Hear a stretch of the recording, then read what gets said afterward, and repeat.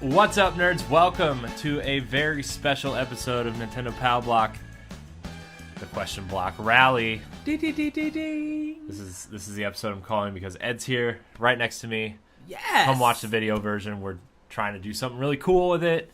So just because Ed's here, I want to make these episodes extra produced and extra special. So if you're listening, at least come check out the Nerds Gone Rogue YouTube page and check out Pow Block. I'm trying to do something really cool with it. We're trying to do some cool stuff while we're together in the same space, so it's really cool. Check out our SNES unboxing /history / Let's Play videos. They are up already. Ed and I unboxed this little guy, like we said in the last episode. We're pretty excited. Ed, I'm excited because we've been storing questions probably for like maybe 2 weeks for this episode. We got a lot of good questions. A lot of people mad at me for wanting a multiplayer Metroid. We would discuss. We're gonna address it, but I'm really excited for the Question Block Rally. We're gonna kind of skip over what we've been playing since we kind of were recording these episodes back to back. So you guys know it. But anyways, dude, I'm really excited. Ed, this is exciting. Dude, I'm so happy. I'm so happy you're just in the chair next to me instead of me staring at a screen where, like, I get distracted sometimes. And people have messaged me saying, "Why are you so distracted?" And I'm like, "I'm sorry, but it's okay." Yes. But anyways, what we're gonna do, we've taken, I think, 11 of your guys' questions, and we're gonna kind of create many topics out of them.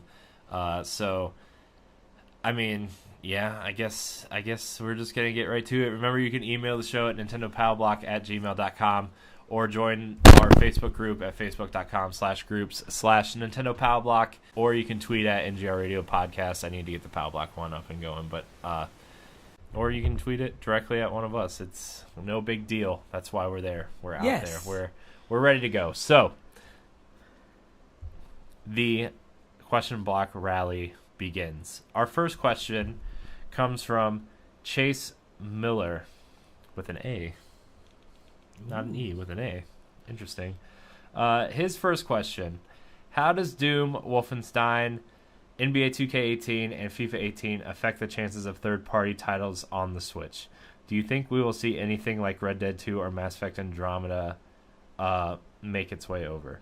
This is a good sign that Western third party is making an attempt to support Nintendo.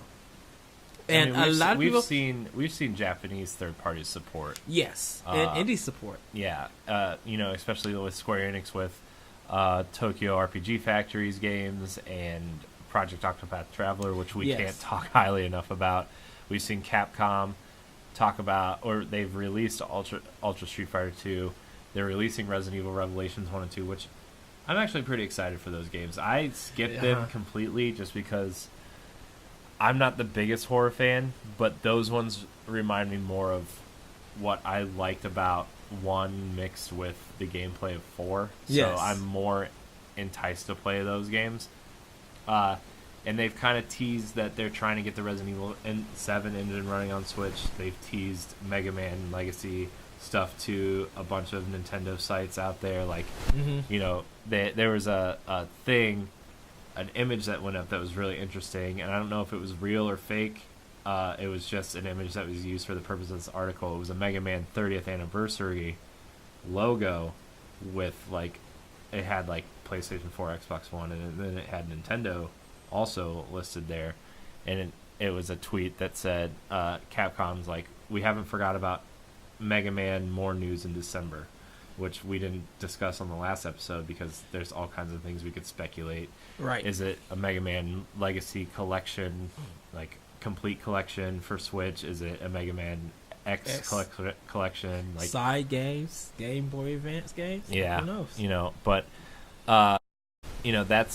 That kind of stuff is interesting, and Konami has supported Bomberman well into this. They've teased other things they want to, and Nintendo's also come out and said they want to work closely with Konami.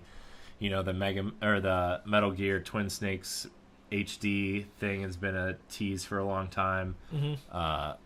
we already know Phantom Pain can run on Xbox 360 and PS3, so maybe that's a possibility at some point. But coming back to the Western side of development, like, a lot of Western development has pushed Nintendo to the side since the GameCube era. Like, they're just like, your console doesn't sell a whole lot. It's not the audience, that we cater to. Even though the audience is calling for you to cater to them. I know. It's just like, that's the excuses they're using. Like, yeah. It's nice to see, like, we talked about, we had nothing but amazing things to say about FIFA on the last episode, which I'm actually more excited to go back and play more FIFA than I am to go grind gear in Destiny right now. That's that was amazing, and it makes me even more excited to see what 2K put in NBA 2K18, which physical copy comes out next week. When this episode posts, I'm really excited. But it's cool to see a big studio that takes their game super seriously in terms of power and what you can do, like Bethesda. Yes. And actually go out of their way to create the custom engine for Doom that they can scale Doom down to the Switch's power and still fit the whole single player campaign on a cart. It's cool to see, hey, Doom is a port. Okay, that's cool. Skyrim's a port. That's cool. What about our brand new game, Wolfenstein 2? Would you like that on Switch? Cool, because we're bringing it. And I think they have been looking at how not only journalists responded to it, how the community responded to it. Like, when people are talking more that you're bringing this to a Nintendo console, because nobody was talking about Wolfenstein 2 after E3. Nobody was talking about it. They'd be like, oh, Wolfenstein 2? Yeah, this looks good. This is a must-have game. That's in a discussion. Yeah. People are now still talking about it, that it's coming to Switch. So, regardless of when it actually comes out next month for the other, depending on if it's good or bad, whatever, I think people are still going to go out and support this game when it comes out next year.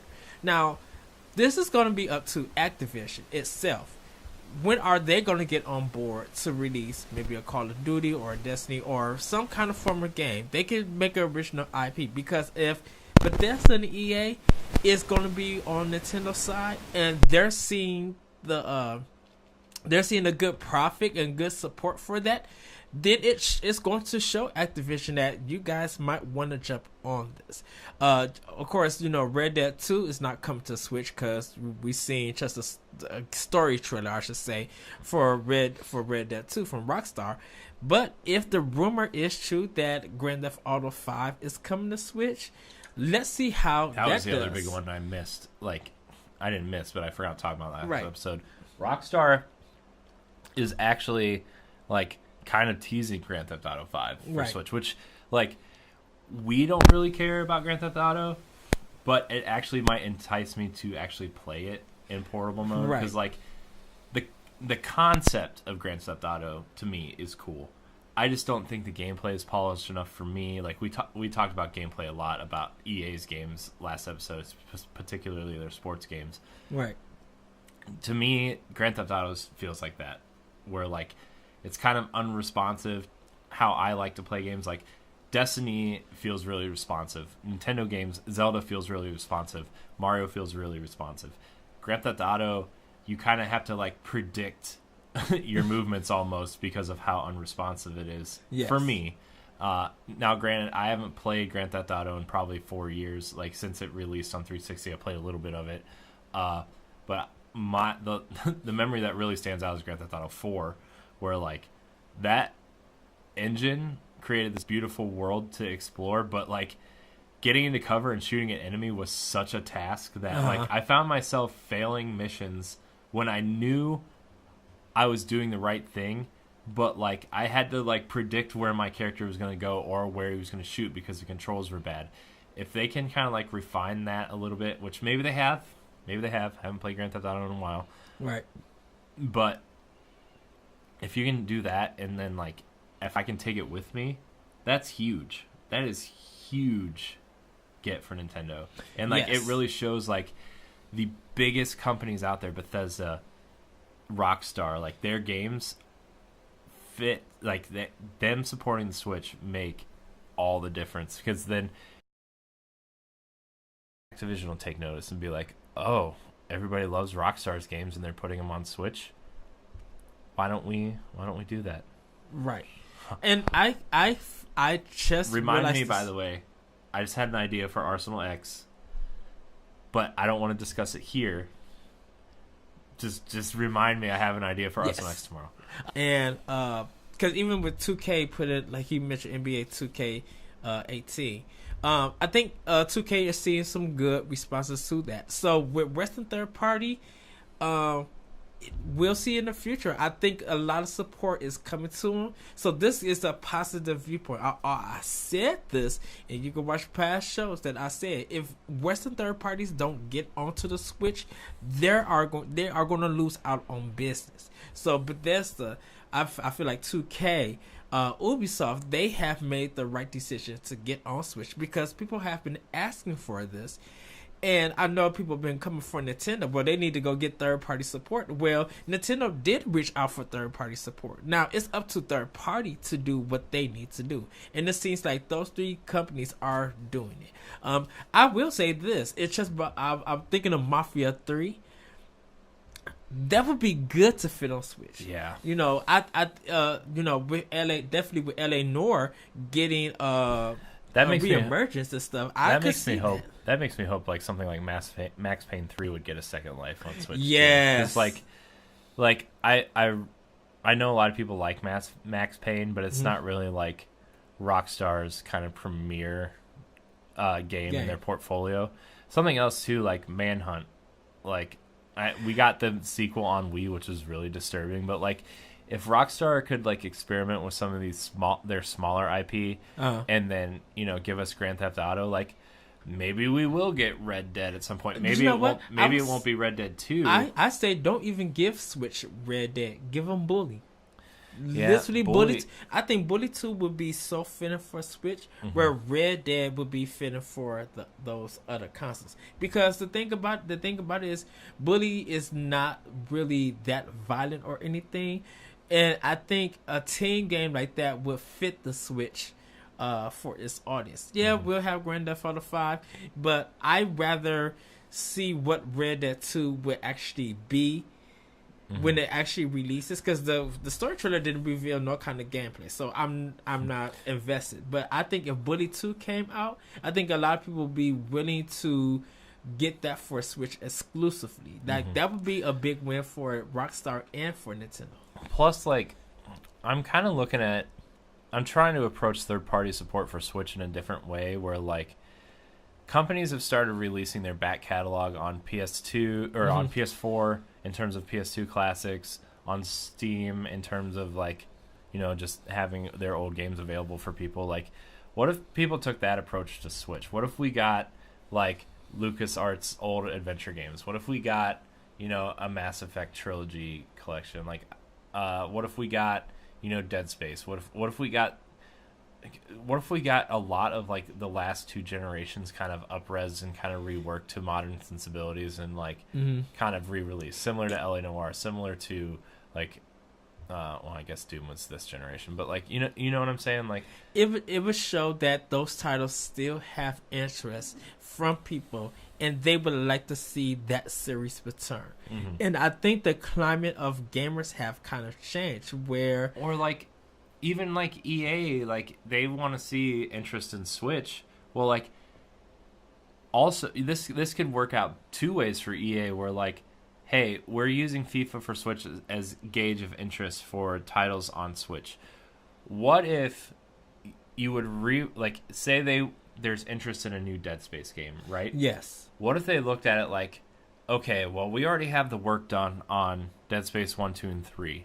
What if we released a compilation, maybe not just on Switch, maybe on all the consoles, but like, what if we released it on Switch to gauge interest in this franchise on this system, so we can gauge for ourselves the interest in a fourth installment of this game? Can I say it would be the leading Halloween game? Like, you need to, next year, if EA decides to release that compilation, they need to do it in October and let that be the leading thriller Halloween game, and people will buy it on Switch. People have been talking about, every time we mention Dead Space, people have been talking about their memories with 1 and 2. So a lot of people feel like this series needs to come back. And yes, I do feel like Dead Space 3 has hurt it.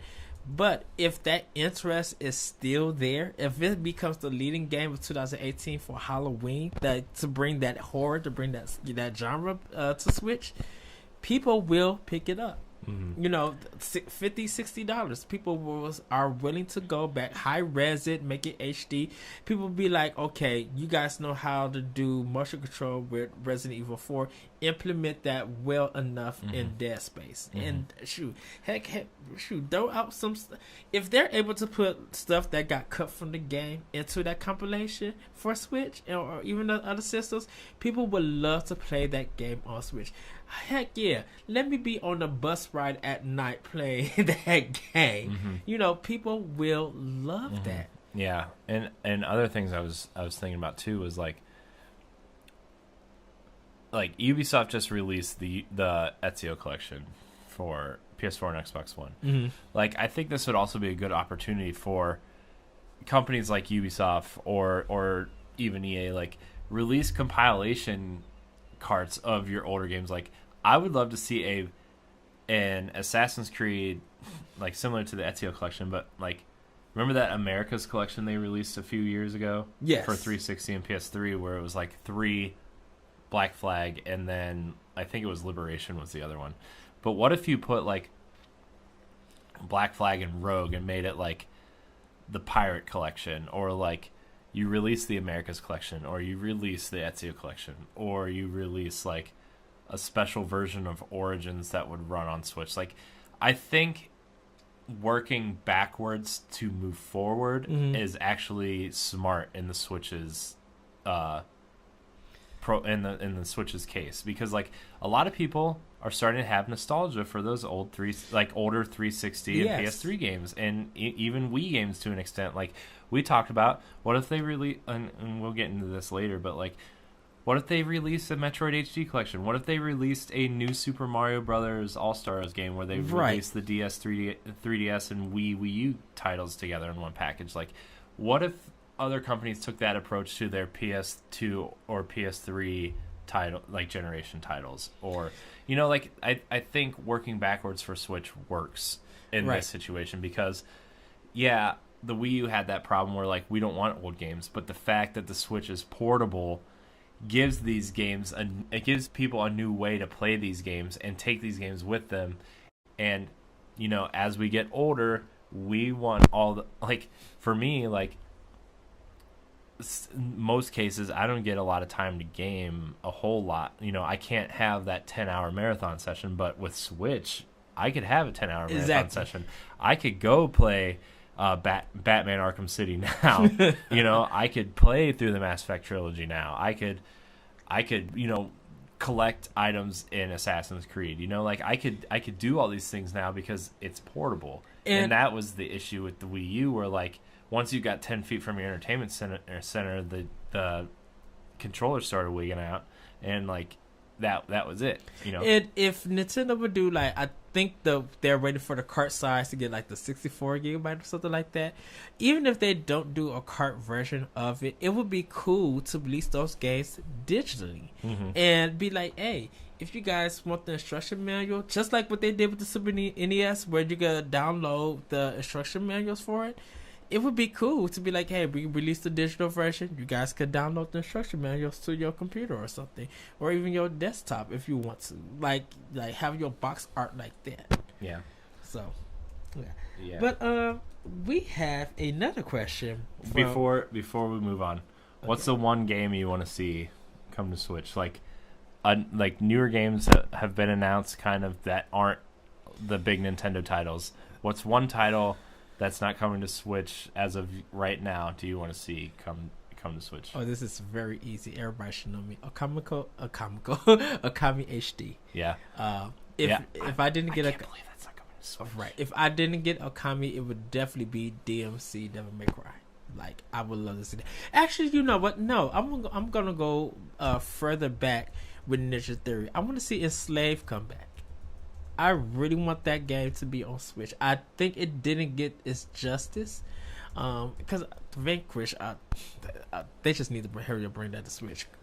But I would love to see Enslaved to come back. Mm-hmm. And I know that story has been completed, but I would love Ninja Theory to actually. I want one of their games on Switch. Mm-hmm.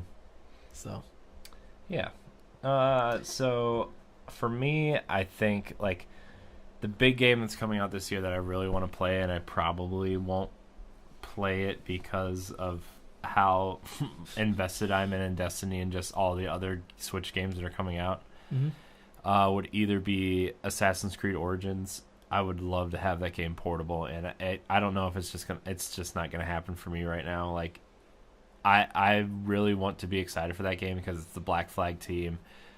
I think that they are probably the best studio working on Assassin's Creed right now in terms of the story they delivered, and just the gameplay experience is more solid than the rest. But the other game also I think would be perfect on Switch, and I don't know why it's not coming because I just don't understand why it's not coming, is South Park. Like a small RPG with a light art style that, doesn't need to be graphically intensive. Like South Park for me is the perfect Switch game, and I don't know why like either that game or the first game aren't coming to Switch. I think they were already in development and it's been delayed too many times. So I think Ubisoft probably just wanted to focus it being on there instead of trying to do a port. Yeah. To it. And I wonder if we'll get it later, because like I was gonna make the you could have made the argument that the Switch is aimed for kids, but like we're getting Doom and Wolfenstein, it's no longer aimed for kids. Well, I think the problem is that there's better RPGs on Nintendo's consoles than it is on Xbox One and PS4. Yeah. So everybody know that I'm not getting the game, but I feel like if South Park and Project Octopath dropped at the same time, I'm definitely getting Project Octopath over South Park. Not saying that I shouldn't get both, but South Park plays to its base, and I could find a better RPG than that. So I feel like Switch owners are not missing out on that game. And even if they were getting it, I think Fire Emblem Warriors and Xenoblade Chronicles 2 will just overshadow South Park. Fractured Butthole. I mean, I understand what it's trying to do, but I'm just like, there's deeper JRPGs and there's more meaningful games for Switch, and that game is just fitting for the X. Because like, what role playing game is on Xbox One? What role playing game is really on PS4? We got The Witcher 3. I mean, in terms of Fallout 4, if you want to see it like that, and Final Fantasy 15. Like, we don't Iron Setsuna. Like, we don't really have any kind of standout RPGs that's leading on PS4, Xbox One. Mm-hmm. We have like a lot of better RPGs coming on Switch than I think than Fractured Butthole. Yeah, I just think like. I just really think Ubisoft is missing an opportunity to put a game like South Park is still popular in pop culture, and that would draw a lot of people's attention to. Like, I just feel like South Park as a pop culture popularity thing, like it would draw a lot of eyes to the Switch, being like, hey, you can take South Park on the go with you, and like, because like a lot of people don't have time for long JRPGs, but a lot of people like South Park, and the last South Park game was relatively short compared to RPGs, but you still felt that sense of progression and stuff. Right. So like at the same time, like it would just draw a lot of eyes to the console and be like, hey, if South Park is on a Nintendo console, that's cool. Like I could take it with me. I mean, that would be cool, but I think Mario & Rabbids is a better fitting for Switch than South Park is. But Corey, I got a question from Muhammad. He asks, what announcements do you think will happen in a December Direct? Do you think we would get Metroid Prime Trilogy or 4 release dates? As much as I want to say yes, I doubt it. I think they're going to focus on the spring games, because like everything's going to be out. They're going to focus on if there's a direct in December, they're going to focus on probably start with Xenoblade. I would guess because like it'll either have only been out for a short time, or if they do it at the end of November, it'll be coming out. So they'll want to push that game at the beginning. Then we'll probably get a title for Yoshi. We'll get a firm release date for Kirby, a firm release date for Octopath Traveler probably. The DLC for Zelda and the Champion Amiibos. We'll probably get some more info on that. I think that stuff's gonna come in November. Like I think it'll come beforehand. Well, I felt like the direct would come in November, then December, because they want to. Even if they do it like the 3DS Switch thing, like they did last time, like with the quick hits and stuff, I think they're going to try to talk about like Pokemon Ultimate Sun or Ultra Sun and Moon. Remind people why that's out, and probably like a new character download. The DLC for Zelda is pretty much probably going to lead along with Xenoblade. Yeah, I also think they're going to talk about the DLC for Fire Emblem Warriors, because they've already announced that they're gonna do like 3 packs of DLC. Yeah. I think they'll talk about, if there's not a pack out already, they'll talk about that first or second pack of DLC. I think we'll get, and then after the DLC, they'll show a trailer of the Switch proper Fire Emblem. Yes. Just so they can keep the Fire Emblem stuff together. I think that'd be cool because I think they'll show gameplay, so that'll be a new game they'll show, and then at the end of the direct, Smash Brothers. I think they're going to be like, Smash is coming in 2018. Like, I don't know if it's going to be a Wii U Deluxe version, which I'm assuming it is, because there's not much more you can do to refine that game. Right. Well, you can. It'll come with all the DLC characters. Maybe add like 2 or 3 more characters and a few more stages and a few more soundtracks and assist trophies and stuff. But that's my guess. I don't think they're going to push Metroid. I think Metroid's going to be their big E3 thing. Yeah. They want that game to lead something. And then maybe they'll be like, Metroid Prime 4 has been pushed to 2019, but we're going to give you this HD trilogy to hold you over. And this is going to be part of our fall push. That'll be like the September, early October game. Right, because Metroid and Pokemon needs to be saved for E3. Yeah. I think we're going to hear, if anything that comes out late in the year of 2018, I'm pretty sure they're going to show Pokemon before they show Metroid Prime 4. I don't think so. I think because Pokemon and Metroid, Pokemon will probably have its own direct, because that seems to be pretty. But for E3, I think Nintendo will want that for E3. That's such a major game, and people have been hyped. Because the thing about, I would say this, and I know this doesn't have anything with the December Direct. I think if they were going to bring anything interesting for the December Direct, it's going to be Animal Crossing. A lot of people want that game what for else Switch, I think? and I think they need to bring it. You know what else I secretly think they're going to bring? Is like a Donkey Kong Country Returns collection, and it'll be Donkey Kong Country Returns and Tropical Freeze DX for need Switch. It. Yeah, literally need it. I think that would be. There's like this little bug flying right in front of me. I think that would be more. I think that would be easily digestible for people to get those games. Yeah. And Platinum also. Yeah. I think right. Bayonetta 2 and Wonderful 101. I think, and maybe Vanquish. Yeah, like I would love to. I'm still betting that Platinum is working somehow to get Vanquish on Switch. Yes. Like I really do. Like I think it's inevitable we're gonna get some kind of Bayonetta 2 at least, maybe 1 and 2. And Wonderful 101 on Switch at some point. I really think that those games are coming. Those ports are coming. I think Nintendo is working with Platinum. Nintendo is definitely working with Platinum on something big. I still think it's going to be Bayonetta 3. I think so too, because I think after Platinum worked with Nintendo, I think their partnership just grew stronger. Yeah, Nier Automata did good for them. Congrats to them. But I think once Platinum and Nintendo worked together, I think it was a fit. It just fit.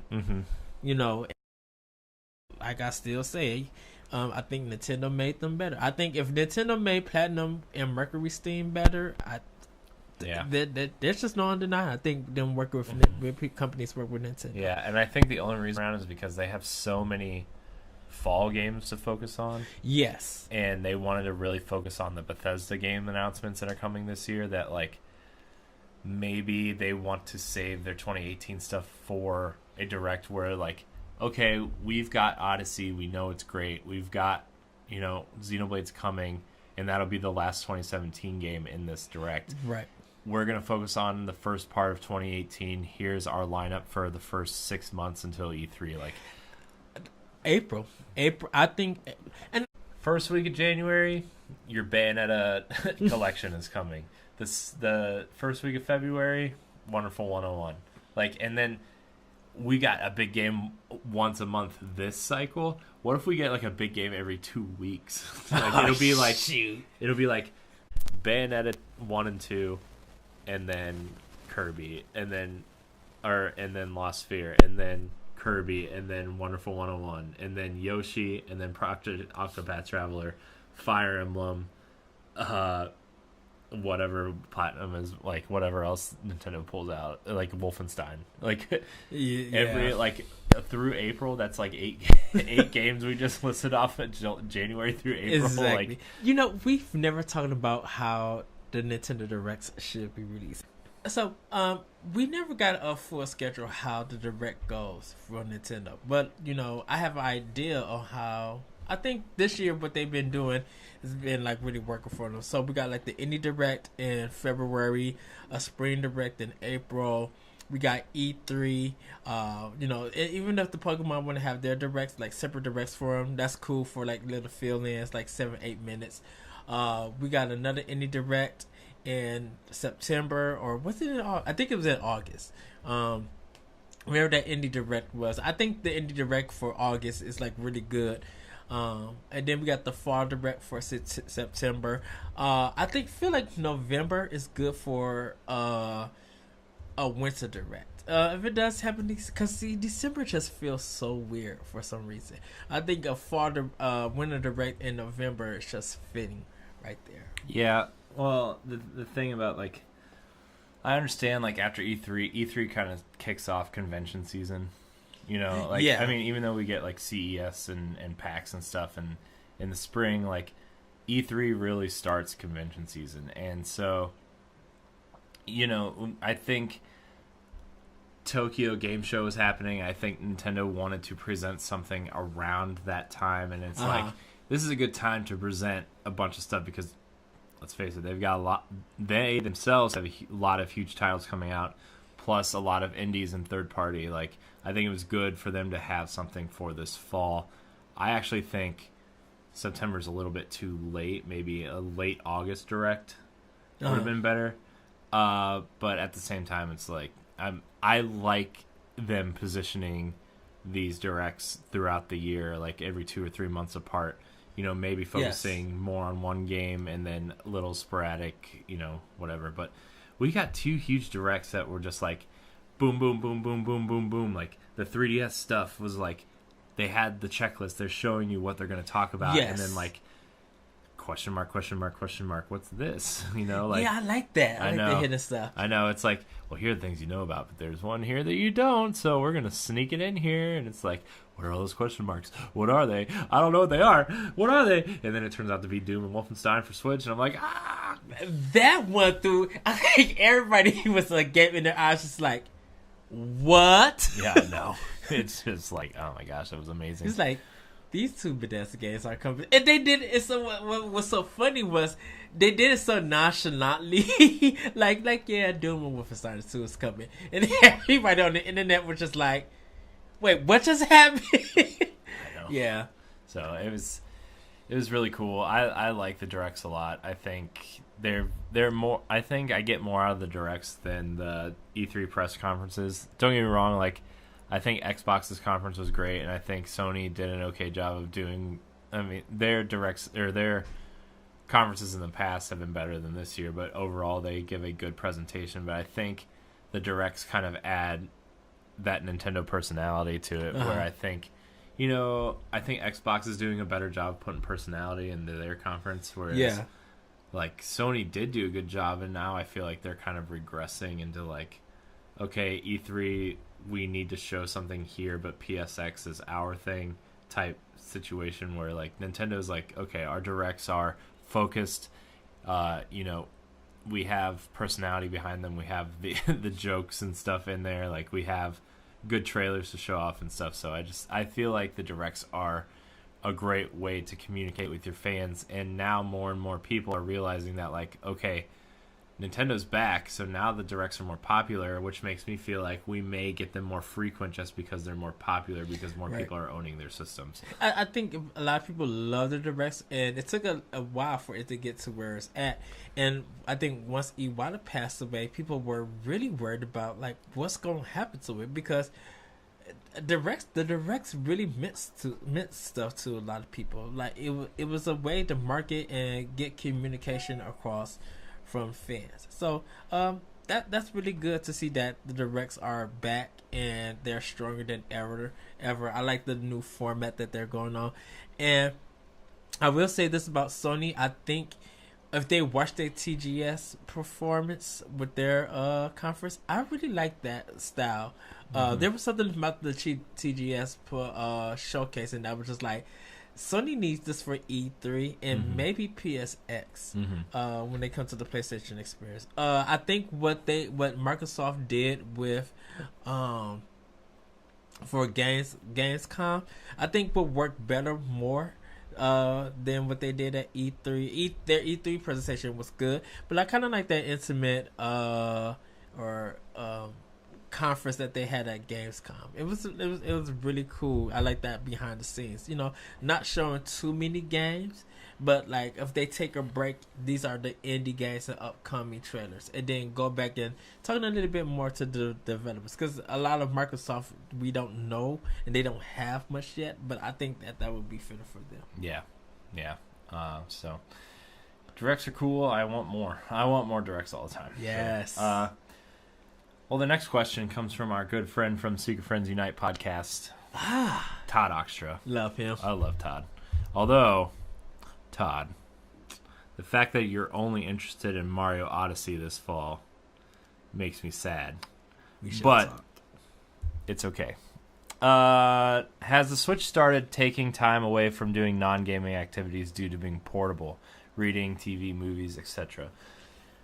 No, not for me. I think it actually, like, allows me to multitask, actually, because, like, my wife and I watch a lot of shows on Netflix and stuff, and, like, the Switch allows me to do some things in the games where, like, yeah, I do want to see the big cinematic stuff, most of it on the TV, but, like, in Zelda, like, the reason why I put over 200 hours into Zelda was because, like, we were watching TV, and I'm like, okay, I'm going to go hunt down some Korok seeds. Oh, I'm going to go hunt down this weapon I really want to keep in my inventory. Or I'm going to go do some shrines and stuff. And then I save the Divine Beasts for the TV. I saved the story pieces that, I mean, like, I had to try to, like, guess it because I hadn't played it. I had to try to guess it and stuff.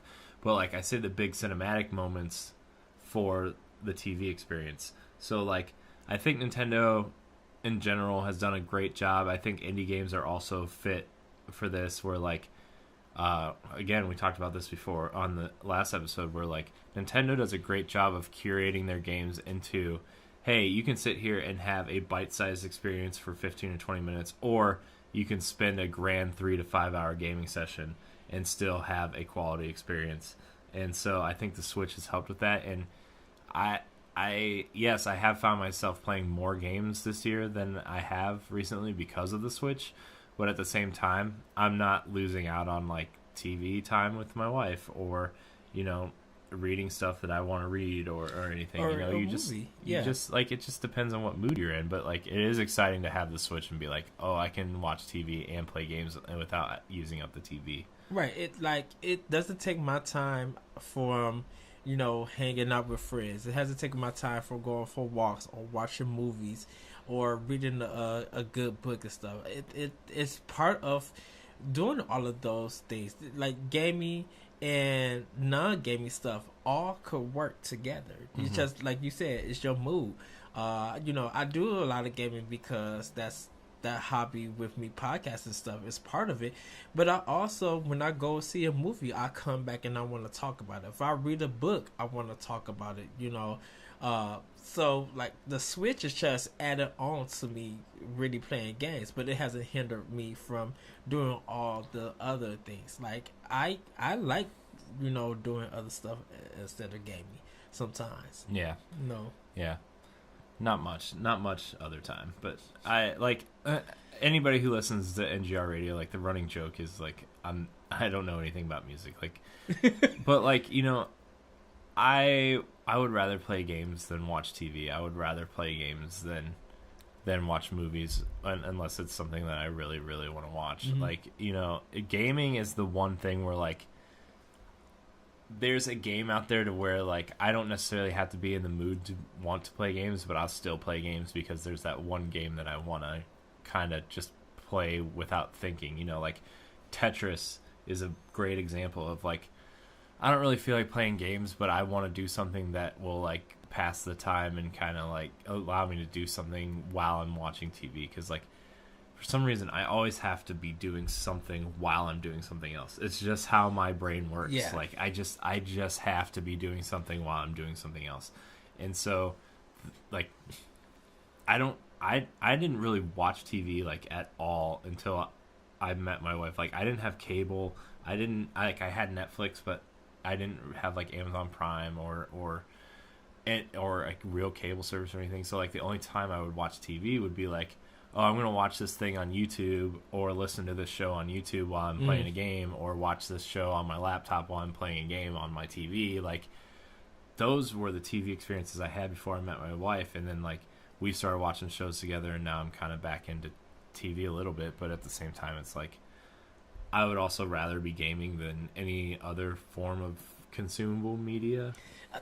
Like I like to incorporate it all because I'm a person that's really big on narrative and stories. I've took a creative writing class, and writing and character arcs and plot points and stuff like that. I'm very big on. So gaming is part of that, but I like to go see a movie and experience it. I like to of course listen to podcasts, but I like to actually eat food a lot and like talk about it, because like sometimes I feel like the flavor is like it's almost like a character itself. Like stuff with food is almost like a story itself. And so I don't think Switch, like for me, hinders anything from my outside stuff. Like I love doing this, because if I didn't, I would just literally be stuck at home just playing video games and not having anything broader to expand my creativity or my hobbies and stuff. Yeah, like the thing is too, like one of my goals in the next coming months or so, like you're leaving here in a couple days, but like that this next week, well, the week you're hearing this, I would like to really get back into art and kind of like those are the things that I want to get back to, where like I enjoy interacting with things and watching things play out. That's why I like video games so much, is like, I can interact with the story I'm watching, or like interact with the things that are happening on screen, which is where I think watching TV kind of bores me, because it feels like I'm not doing anything. And I think like part of that is because I enjoy video games so much, is like it allows me to multitask without really multitasking. Like I have to have something in my hands at all times, and like moving the joystick, moving my character around, jumping around like as Mario or whatever, like allows me to feel like I'm multitasking without actually multitasking. Whereas like I just said, like watching TV and just kind of like sitting like this, kind of it's kind of boring to me. It relaxes you too much, and you'd be like, yeah, and like I don't like that feeling. But like it's something like I'm gonna get back into art, and the one thing I'm gonna have going though is like a podcast or a YouTube video or a Netflix show. Like I've been really trying to catch up on Gotham, which I do know a lot of people don't really care for that show, but I like that show. It's really good. I like After. But you know, I really want to get back into art, and that is the one thing in my life I feel like video games have kind of taken priority over my creativity side. Now, like the website stuff and the YouTube stuff that we do and the podcast have fueled that creative side of me. Yeah. But there's just something about sitting at like this glass desk with like the lights coming up underneath the desk. Like there's the little desk lamp, this one right here. I put it underneath so like I can see the lines better, and like having that tall lamp aiming down at the thing just so like the whole space is lit up, and you know, having either your inspiration or whatever you're trying to draw, or like I like to draw a lot of like Disney style characters, so like I'll have like pictures of them like kind of scattered over here while I have my drawing over here, and have my headphones in and listening to a podcast, that kind of stuff. And you know, that's one part of my life where I'm like, man, video games has kind of taken over that part of my life, and I really do miss it. And you know, if not this month, like I mean I need to get some stuff done this month, but like that's kind of like the focus of like a New Year's resolution type thing, where like I want to make it a goal to get back into doing stuff like that. Yes, it's funny that you mentioned art. When I listen to music, it makes me want to create, and it makes me want to like write stories or write a blog. But I used to do that back in the day. I'm not a good artist, I admit, but when I hear some music or even a band I never know, it's like sometimes I would see EGL's old ads and I would try to imitate drawing that, and I would just spend time listening to music, like drawing it, not putting the paper over the thing and just copying it, like literally trying to draw that. And that's one thing I do want to get back to is drawing and stuff, which I have plans to do like that Monday after I drop you off at the train station. Like that's my Monday. Like we finished the Destiny raid, and yeah, I'm sorry guys, I blew the cover. Okay, he's already gone by the time this episode goes up and whatever, but like that's my Monday, right? Is I'm gonna sit here and draw. Like I'm gonna leave the desk like this when you leave, because A, Sana and her sister need to film more videos and I don't feel like moving it back, but B, like the fact is like I want to start drawing, and this is going to be a cool way. Like our old TV is in the game room, it's right there, and like I'll be able to throw on the Apple TV and throw on Gotham, kind of tune out, like it's one of those shows where you can like, even if you miss like 10 or 15 minutes of not paying attention, you can still follow what's going on in the show, right? Because just the way that show's written, the big twists happen kind of like, if you watch TV shows, serial TV shows, you know when the big twists are going to happen like 15 minutes in, and then you'll get one like 35 or 40 minutes in, and then you get one at the very end, the cliffhanger that leads into the next episode. So like you can kind of get that rhythm down in your head when you need to pay attention. But yeah, I can't wait to start because like I want to get some cool Destiny fan art going. I want to get some I want to get some Zelda fan art going. I need to get my wife's anniversary gift done, which is I'm not gonna spoil it here, but yes. We have a question from Lisa Goodman. Also, Secret Friends Unite. Yes. You should listen to the Secret Friends Unite podcast, by the way. Yes. My son and I want to know your opinion on how Luigi will be in Odyssey. As a playable character, can you only possess him with Cappy? Only playable after you beat the game? I think it's going to be a traditional Mario game where, you could play as Luigi in Galaxy. Mm-hmm. I wonder if you'll be able to if they'll just take that idea where, like, when you beat Galaxy, if you get a certain amount of power moons and you beat the game, like, you can go back and play as Luigi. I think so, yeah. I think this one is really focusing mostly on Mario as the main game. So. Yeah. That'd be cool though if you just find Luigi out in the world and you throw your cap at him and Mario is possessing Luigi. Mamma mia! That would be a little bit weird. But yeah, I think if you are able to play Luigi, it's after you beat the game and you get the moonshine. Yeah. So. This one is something I've been pondering for like 2 weeks, and I wish I would have sent these questions to you earlier. But like, Brandon Morgan asks, "What do you want from a Switch Pokemon RPG?" I'm gonna go first because my answer is really simple. Mm-hmm. I want a fully 3D / realized version of Pokemon Red and Blue. I just want that region, but I want like you go into like the towns, but there's more than like one house there.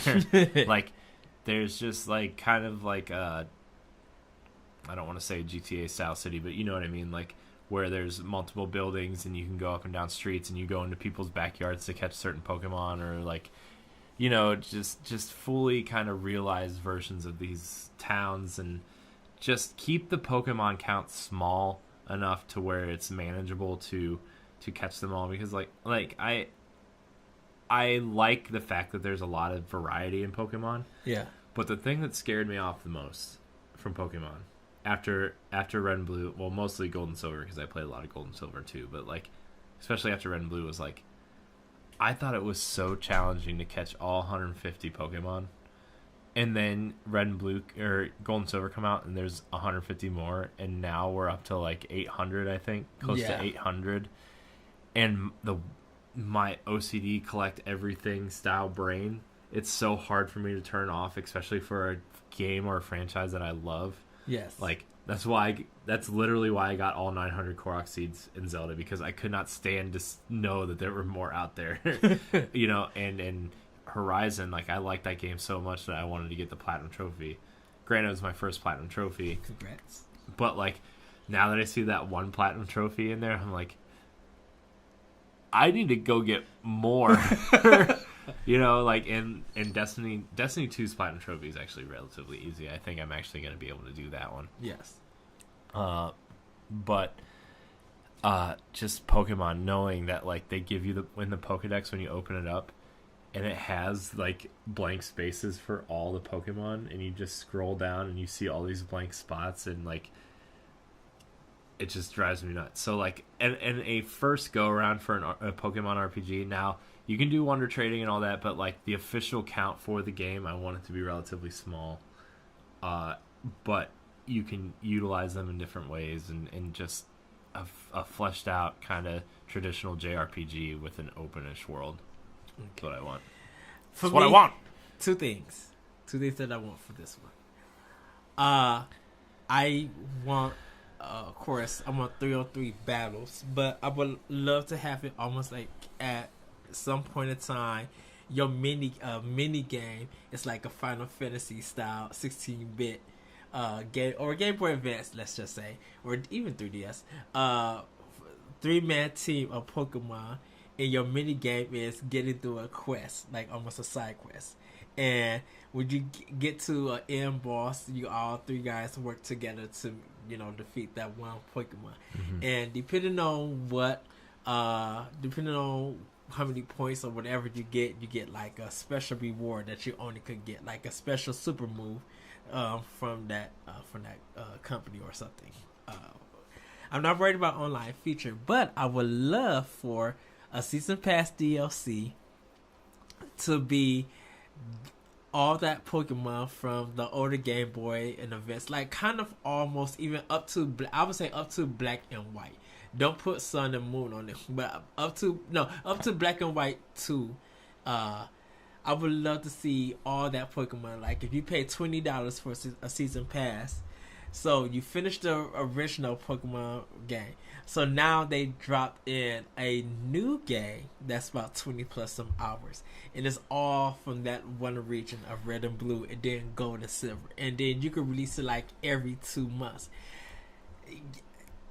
That's how you get your 800,000 Pokemon, and everything is included, so you don't have to buy a different version of that. So Pokemon they would just roll out content similar to like what they're doing with Splatoon, but like on a massive scale. Yes. Where like, okay, you get this whole game for $60, but every 2 months we're gonna unlock a new region for you to explore, new gyms for you to battle, and then that's how you progress. Is like it's almost like the way they release Splatoon content and like a Telltale style game, where like this is how you advance. Is we're gonna just keep releasing content every like 6 weeks will release a new region or a new couple gyms in a new region or something. Or yeah, like, okay, so Red and Blue is for 2 months. So every week you get 10 Pokemon, and you keep, going till you unrelease them. And then, bam, now it's Gold and Silver. Every 10 Pokemon or 20 or whatever. Like, they wrote it out that way. So that way, when you do collect the Pokemon and, like, level up, you have time to collect them. Like, go out and do stuff like that. And like $20, I would literally pay that for a season pass. But yeah, that's what I want to see in a Pokemon RPG. But we shall see what Nintendo reveals at E3 or whenever they decide to reveal it. Yeah. Okay, so our co-host from Arsenal X, which is our Xbox podcast, the Xbox. He asks, if we get a chance to see more collaborative games like Mario plus Rabbids, what's something you would like to see, and what company/team would you like to see it be with other than Ubisoft? I think we'll see a lot more collaboration. Like, I honestly think we're going to see more. It's time for Nintendo Capcom to bring back Legend of Zelda for Switch/3DS. You think it'll be like a top-down? Top-down, yeah. Yeah, I think that's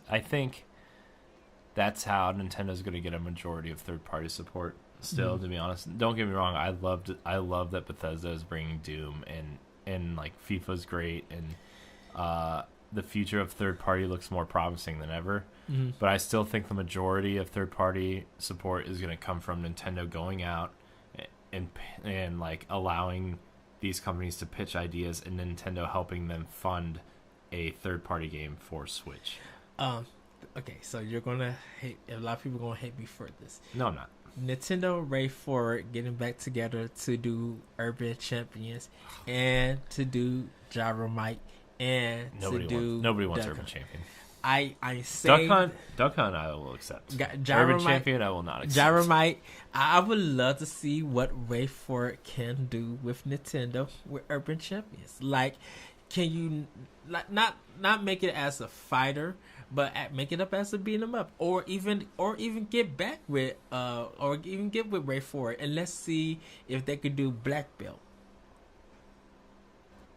No, Black Belt is. I'm sorry, Kung Fu. Black Belt is Sega Master System. I was like, wrong game. I'm sorry, Kung Fu. I would love to see Nintendo, and I think Irem did that game, but it was under the Black label for Nintendo. So I would love to see actually Nintendo and Way Forward to get back and do a fighting game like that. But Urban Champion, I would love Way Forward to touch. Speaking of fighting games, I would love to see Nintendo go to either 2K or EA and have like one of their teams doing like a not like a simulation boxing game, but like an RPG style punch out game, where like it would be boxing. It would be more like Ready to Rumble used to be, where like you have Little Mac or create your own character, whatever. Maybe Little Mac's your trainer. Maybe that's the evolution of this, where Little Mac's your trainer now, and you create your own character or whatever, and then you go through like a career mode. Like, it'd be more like a dynasty mode in what Fight Night used to be. Yes. But more of the play style of Ready to Rumble, where it'd be super cartoony, really cool. You box the I guess villains from Punch Out. I wouldn't go to EA. It would have to be Drinkbox Studio. No, here's the thing. Like, I think Fight Night is one of their best franchises. Okay. In terms of mechanics and how the game works, and like they have not done anything with Fight Night. Do you want it in a graphical style like a Fight Night? No, I don't need. I don't need that. But I would like to see it like Ready to Rumble. I would like to see the cool cartoony aspects of characters. I would like to see them be over exaggerated for the archetype of boxer that they are. Would you do that? Would you do that version for Switch, and then like for 3DS, it'd be a different company like making it Like, yeah, well, like you could do the Switch version like that, and then you could do like an updated version of like similar to the Wii version, but have someone like I don't know, maybe Way Forward. I don't know if they do a lot of like boxing games, but like you could do something like Way Forward or Yacht Club or something. Yeah, really like put their chops into something like that, or like Inside Creates or something Yeah. like that for 3DS. Mhm. Yeah, I could see that. Yeah, so that's kind of what I would like to see from that. But at the same time, I think like that's the way Nintendo's going to get third party support majoritively, and like they really seem to be excited about what Ubisoft has to offer, particularly, and also Konami and Capcom. I think we're going to see more collaborations with them. Yeah, it's time for that. Time to get that old school. So we have a question from Semi Commodore. What types of games do you think Nintendo could do to promote their female characters? Besides Samus, I feel as a female gamer that Nintendo doesn't really go out of their way to make female-led games. So, to answer this question, Nintendo doesn't have a lot of female characters. Hear me out. A lot of their female characters are in the Mario universe. And, of course, Samus. But we only have Princess Zelda. We only have Princess Zelda really that's known in the Zelda universe. And, of course, we have other games and stuff like that. Like, the only really game, the thing about females from a Nintendo property is Hyrule Warriors. To get the character selection from that game, majority of that is female characters. So what Nintendo personally would have to do is they would have to actually make new IPs with female-led characters. Well, see, like I think the interesting thing would be to, if you did use existing franchises, what if they made a Legend of Zelda game where you were Zelda? Like, I think that would be cool, especially, you know, we saw how strong Zelda could be in Breath of the Wild. Like, what if they made a semi-sequel to Breath of the Wild where you played as Zelda, like maybe, or even a prequel where you're like playing as Zelda, trying to figure out how to fight off Ganon before you can resurrect Link. It would have to be a Western third party doing it, because Japan and Nintendo Japan would not do it. I'm just saying, like, that would be a cool idea. Yeah, I agree with you. Or, I mean, what if they brought, remember Super Princess Peach from the DS? Yeah. Like, I think that they would try to do something like that again at some point for 3DS, but like, I don't really know. Besides like Mario and Zelda, I think Nintendo has a lot of characters that are designed to be gender neutral, like Yoshi and Kirby, and, you know, even some of the Star Fox characters. Like, I mean, I feel like, you know, and then like you get something like Donkey Kong where you have Dixie Kong, like, you know, you could do something like Donkey Kong Country Returns but with Diddy and Dixie again. I don't know. I think Fire Emblem does a good job of having female-led characters. Like, you know, when you choose your character, you can pick a male or female, but it's like story still revolves around that character being like kind of gender neutral to an extent. You know, I think Fire Emblem does the best job out of all the series, besides Metroid. Well, yeah. I think with female-led characters coming from Nintendo, and you have to think about this as Nintendo Japan versus Nintendo of America. So you gotta keep that in mind. It's also a culture, like what you're saying is a cultural thing, yes. where Japan is very much still, like, as many advancements as they've made in the video game industry from a technical level, they are still a male-oriented, like, you know, male kind of distinct culture, you know, where, you know, where Western developers have kind of taken that approach, where you see Sony doing Horizon, where you see, you know, Microsoft doing some things with female characters in the Halo series, particularly like Reach and and stuff, and then you see, Gears introducing female characters. You see, what was the other one I was gonna say? I forget what the other one was. It's a lot. Yeah, so you gotta kind of think of it that way. I will say though, I kind of will love to see a new female lead from Nintendo, and it really don't have to be like in a like sci-fi or anything like that. It could be like a not platinum game. It could be like a platform game. It could be a role-playing game. To be fair, like Splatoon, like the Inklings are very like still kind of like a gender neutral thing, but like the more popular characters in that game are female. Females. Yeah. Like why am I blanking Inkling on the name? Girl? Like Callie and Marie, or like the new DJs Pearl and Marina are very popular. A lot of people like the Inkling Girl. They prefer the Inkling Girl over the Inkling Boy. So. Nintendo marketed them as that.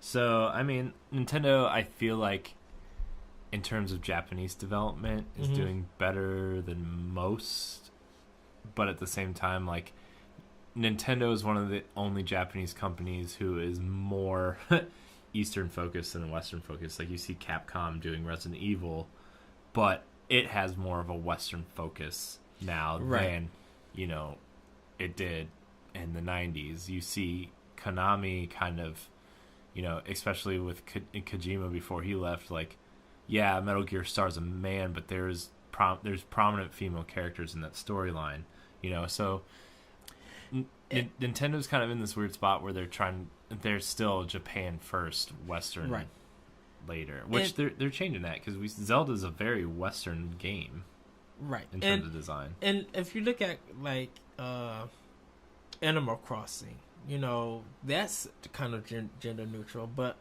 they kind of marketed more to females. If you look at Style Savvy, that is a heavy base game marketed to females and stuff, and it deals with styles, but it would be cool to see even that game being like marketed for boys. Just saying, because a lot of guys don't think about fashion in that sense when it comes to video games. So for this question for a female-led game with Nintendo, trust me, for me personally, I feel like they have to make a new IP. They have to make a new character. Yeah, and start off with I think they could shoehorn their existing characters into games like Zelda, for example. I think that could work, but at the same time, like a lot of people are going to feel like it's shoehorned, and so I think Nintendo needs to build a new IP from the ground up, or really deliver Metroid. I can't wait for Metroid Prime. But yeah, so and that's kind of really for like any company, even with Sony and with Microsoft, just like for any company. Like you see the success of Horizon. That game was built from the ground up with the female character in mind, and like Sony did a good job with that. So and Tomb Raider was like one of the biggest female-led games that wasn't Princess Peach. It's still the best game of this generation, I feel. Right. So I think in the future we'll see. Hopefully we see more. And if Nintendo tries it out and brings it out, we as gamers, whether you're female or male, you're gonna have to buy the game because you're gonna have to Nintendo the support that you would like to have more female led games. Yeah. So, Corey, I have one for you from @COD fan. Yeah. Why do you want a multiplayer Metroid? Did you play Federation Force? Yeah, I did. And I liked it. It was real good. Oh, well, no, it wasn't real good. It was good. Look, I've said this multiple times on Pow Block. I've said this on the Warp Whistle podcast. I've said this on NGR. I've said this on multiple guest spots.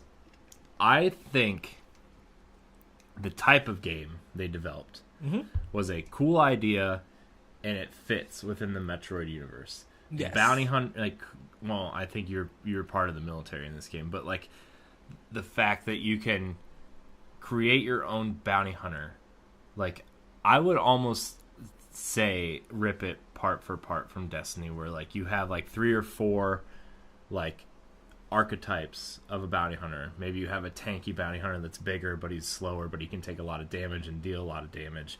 Maybe you have like the sniper type hunter type character from Destiny, where it's very, you're pretty much a glass cannon. You can run real fast, but you can't take a lot of damage, and it benefits you from sniping and staying that mid to far range. Or you can take like, I don't know if like a warlock with like magic powers would fit in a Metroid universe, but you could have something similar to where like a healer almost, where like you can take a lot of damage, but you can't give a lot of damage, but you can give benefits to your teammates by healing them, giving them boosts in certain ways. So like, I think that aspect of a multiplayer type game would really work in the Metroid universe. Yes. I honestly think about 80% of the flack that Federation Force got was it was stuck on the 3DS with an unoptimized control scheme. Mm-hmm. B, it came out in a time where we hadn't had a Metroid game in a long time. Right. And people were still sour on Other M, which I personally don't think Other M was that bad. It wasn't as good as Metroid Prime, but I think it was I actually really liked that game a lot. I think those were the issues with Federation Force. And then when I played it, like, again, I feel like it wasn't catered to a single player experience. It was meant to be played with your friends, and they can learn from that. They can bounce, stuff like that. I still think like... But the thing about it is that if they state that, know that when you're getting this game, this is for multiplayer use. I mean, they did, but like... a lot of people didn't take that to heart. A lot of people think like, well, if it's a multiplayer game, why are you putting it on 3DS? Because, I don't know, like a lot of kids get together with their 3DSs, but like us as adults, we don't have a lot of time to gather 2, 3, 4 people to sit around a table with our 3DSs. We would rather be using a TV or a computer monitor or something to be playing our multiplayer games. So it was the same thing about Triforce Heroes, where like it was a cool idea, but why is it stuck on the 3DS? Why isn't this like a Wii U eShop title, an online experience, etc.? But I still come down to the fact that like Nintendo likes to experiment with things on the 3DS with their titles, and which is why I think we're going to get another version of Federation Force on the Switch at some point. They see these games as services. I think they are more knowledgeable than ever about the Western audience and the way that online gaming is going, which is why they're building the $20 online service. The Game Pass, I think they're looking at Xbox, the Game Pass, and they're like, oh, well, that might be a natural progression for Virtual Console. Yes. I really think they're looking at that. But the big thing is the games for service thing. I think they want that. I think they want a piece of that pie, and I think they're going to do that in either Federation Force or maybe whatever Retro's working on. Like, you know, whether it might not be Metroid, but it might be coming in the form of a Federation Force style game. Maybe not quite as in-depth and complicated as something like Destiny or The Division, but you will be able to team up with friends online. You'll be able to go on missions or maybe these semi-open worlds, explore these worlds, find like the way Destiny does strikes or the way Division does expert missions, where you go in, you fight enemies, you get to the end of the whatever they want to call it, this mission, and you fight the boss. Multiple stages of this boss where take it down to a third of the health, it changes its mechanics a little bit, and then the end will change mechanics again. Those style of things. And I liked Federation Force. I think it was a good idea. I wish it was on a console that wasn't in a handheld form and that I could play with friends. That for me, that was the issue. Like, I didn't have friends to play it with, for longer than like 15, 20 minutes, maybe, because everybody's schedules are so different. Right. And there's other games people are playing that, quite honestly, have a little bit more appeal and are a little bit better. You know, I still come back to, I think Microsoft should do this with Halo. You know, I think like they could do a spin-off Halo game that's similar to Destiny, and I think it would go over great for them. Oh yeah. To give Xbox the leg up on Sony, because Sony doesn't really have a franchise they can do that with. You know, maybe Gears, but I see the first-person shooter space a more viable platform for a game like that, which is why I think, again, coming back to Metroid Prime and Halo, like I think those two franchises specifically have the tools to make that happen.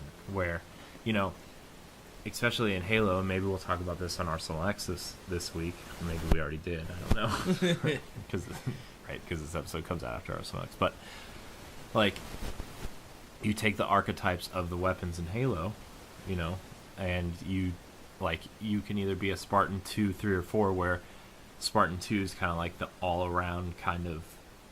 Well, the Spartan 2s are like bigger. They're stronger. They can take more hits. The Spartan 3s are kind of like, you look at Halo Reach, they're kind of more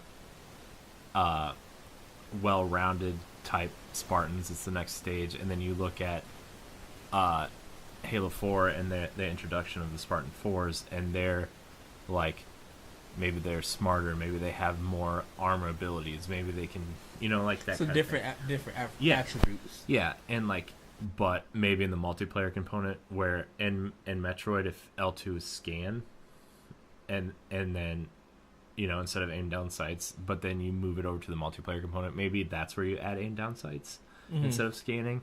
You know, you add those kinds of modern developments for a multiplayer game in this Metroid universe, and I think that that's where that would fit. So, yeah, I do want a Metroid Prime Federation Force style game for Switch. I want it to be more fleshed out. I want it to be more realized, you know, similar to the jump from Destiny to Destiny 2. I think Destiny 2 feels more lived in. I think getting quests and seeing quest givers in the open world spaces. I would even go almost say maybe even go more Borderlands in Destiny, where like each town you see in a specific area, there's people in the town that you get quests from, and then you go on the missions based on these people in the town.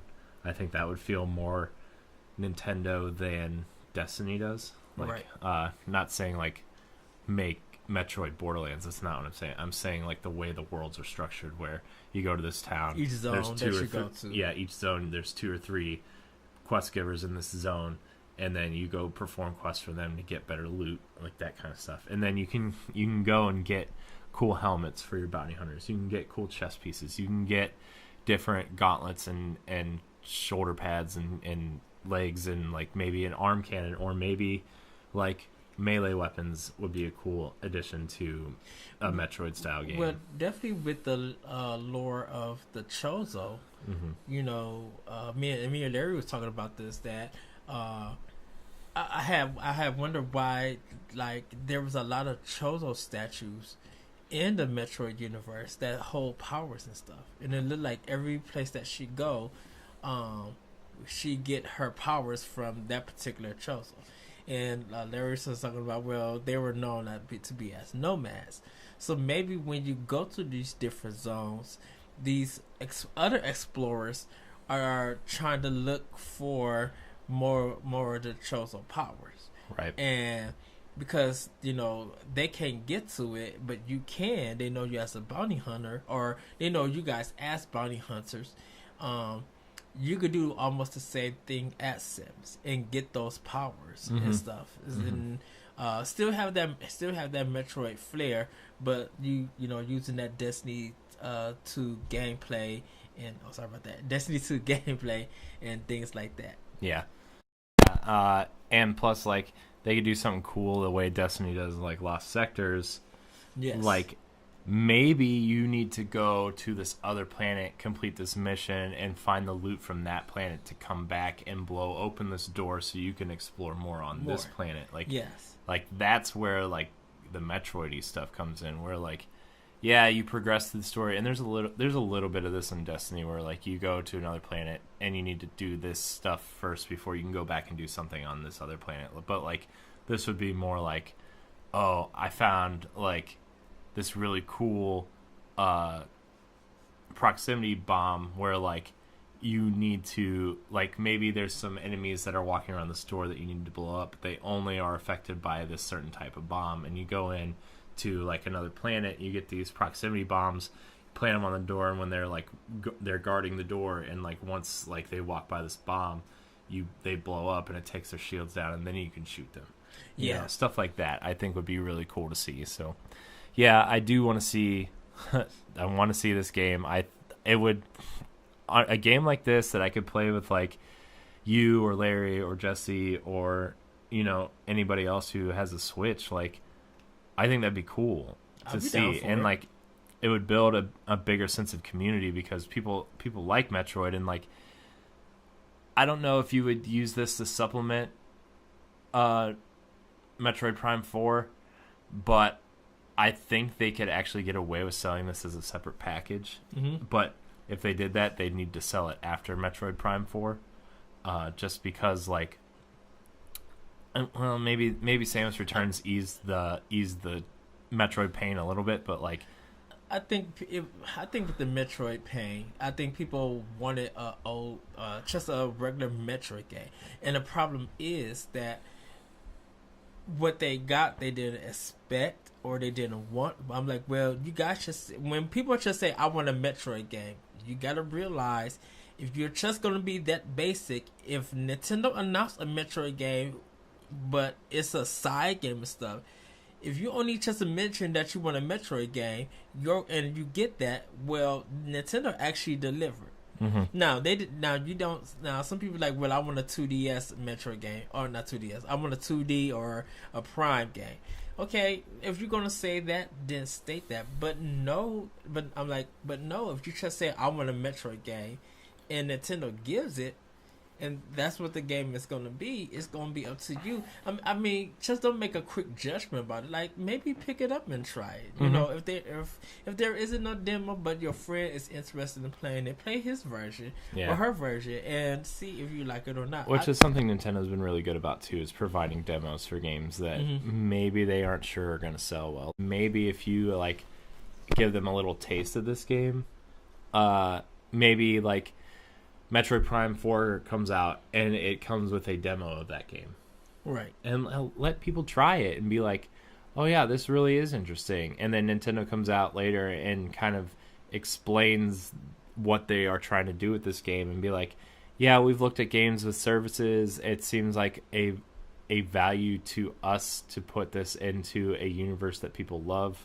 Like, maybe not name games specifically, but even if they went out and said, hey, we've looked at the model Destiny is using, we've looked at the model that the Division is using, Rainbow Six Siege, like we've looked at these different models of games with services, and we think that this is a good fit for a multiplayer game that we want to play. Like, I mean, it doesn't even have to be Metroid. It could be Splatoon, like whatever the next evolution of Splatoon is. It could be that. It could be those are really the only two Nintendo franchises that come to mind that would really fit Geist. that. But like, yeah, Geist 2, Electric Boogaloo, or like Boogaloo, or actually, maybe Microsoft and Nintendo can team up and get Jet Force Gemini 2 to be that. Yeah, So. Yeah, I really do think that Metroid is a good fit just because, like, the bounty hunter aspect fits really well. They could build lore around it. There's a lot of different races in Metroid that would allow you to do that, like the Chozos and, like, Metroids and, and then there's a lot of cool aspects to, like, if you want to build, like, a Destiny-type strike thing, like, there's a lot of different bosses you could use, like, mini-bosses you could use. You could use, like, build a raid around... Mother Brain would be a cool raid aspect. That's what I was thinking of. Like Federation Force 2 could be where they are rebuilding Mother Brain, because I believe the Prime games are supposed to take place before Metroid even happens. I think. I don't know the timeline. We'd have to ask Larry. We'd have to ask Larry because that would tweet that at would, Larry Giver that would at literally world_1 podcast. I think that would literally be a nice fit to the Metroid series with Federation Force 2. Is that these guys are trying to stop the space pirates and all these other groups from building Mother Brain, and even though you get to the end part where you're fighting them, and it looks like you defeat them, but you actually don't, because Mother Brain is still, comes to fruition. Well, it's like I'm gonna spoil some Destiny raid lore here, so if you want to not hear this and you're playing Destiny, skip ahead like Destiny 2. Yeah, Destiny 2. 2 or 3 minutes, but like, okay, spoilers starting now.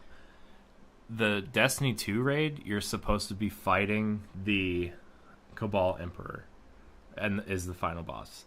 Well, halfway through that fight, you realize that you're fighting a robotic mannequin of the Cabal Emperor. And then once you beat it, you go down into this chamber, and it's just like the long hallway on each side. You just see like the Star Wars Episode 1 like droid, like the things that come down and spread out and unleash like hundreds of droids at the same time. Like, you see that, but it's the Cabal Emperor robots.